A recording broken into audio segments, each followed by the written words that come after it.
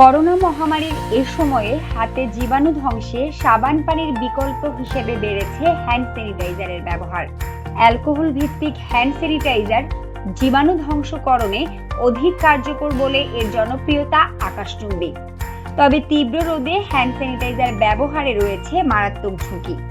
বিশেষজ্ঞদের মতে কড়া রোদে ত্বকে মারাত্মক প্রতিক্রিয়া ঘটাতে পারে অ্যালকোহল ভিত্তিক হ্যান্ড স্যানিটাইজার, যার ফলে বেদনাদায়ক বার্ন এবং ফোস্কা পড়তে পারে। তাছাড়া ত্বকে একজিমা থাকলে হ্যান্ড স্যানিটাইজার ব্যবহার এড়িয়ে সাবান পানির ব্যবহারের চেষ্টা করা উচিত। অন্যথায় সূর্যের কড়া রোদে ত্বকের অবস্থা আরও খারাপের দিকে যেতে পারে। ঘন ঘন হাত ধোয়ার পর ময়েশ্চারাইজার ব্যবহার না করলেও একই প্রতিক্রিয়া দেখা দিতে পারে। তাই হাতে হ্যান্ড স্যানিটাইজার ঢেলে 15 থেকে 30 সেকেন্ড ঘষে শুকিয়ে আসলে ময়েশ্চারাইজার ব্যবহার করা উচিত। হ্যান্ড স্যানিটাইজার ব্যবহার করে কড়া রোদে থাকাকালীন সময়ে ফোস্কা হওয়ার ঝুঁকি এড়াতে গ্লাভস পরার পরামর্শ দিয়েছেন চিকিৎসকরা।